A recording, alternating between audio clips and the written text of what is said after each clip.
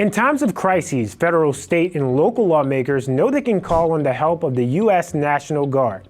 All of the Kentucky, Tennessee, and West Virginia National Guard helicopters saved more than 600 people. The Department of Defense has declined Mayor Muriel Bowser's second request to activate the National Guard to help with the migrant crisis. And increasingly in ways we haven't seen before. The Florida National Guard is getting deployed to state prisons. This afternoon, lawmakers approved a multi-million-dollar deal to combat staff shortages with guardsmen. What is the Guard's official role, and are they being overstretched to handle issues that aren't in their wheelhouse? Let's get this straight. What I love the most about the National Guard is our domestic mission on top of the federal mission that we have to be able to help our fellow Nebraskans in times of need or other folks in states throughout the nation.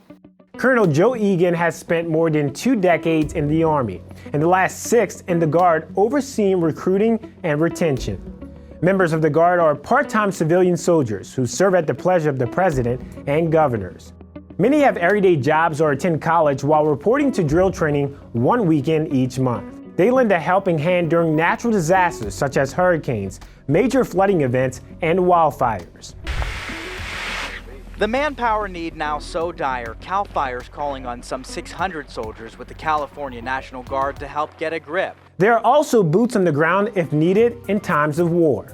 But in the last 2 years, the Guard has been called to take on other missions. In 2020, Guardsmen were tasked with assisting with COVID-19 relief efforts, responding to civil unrest in the wake of George Floyd's murder, and providing Capitol Police support following the January 6th Capitol riots. A rare and truly stunning sight.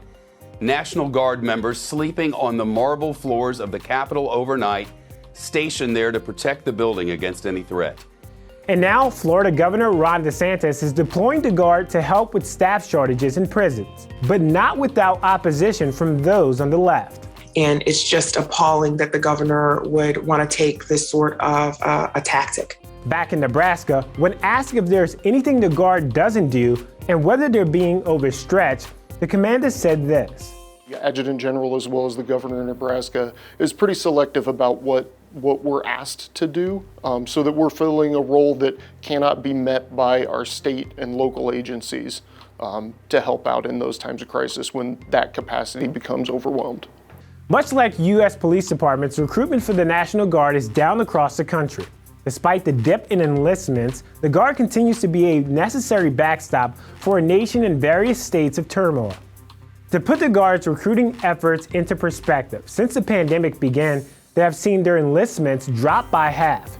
Colonel Egan tells me one reason: recruits are often high school seniors, and for the last 2 years, visits at schools haven't been allowed.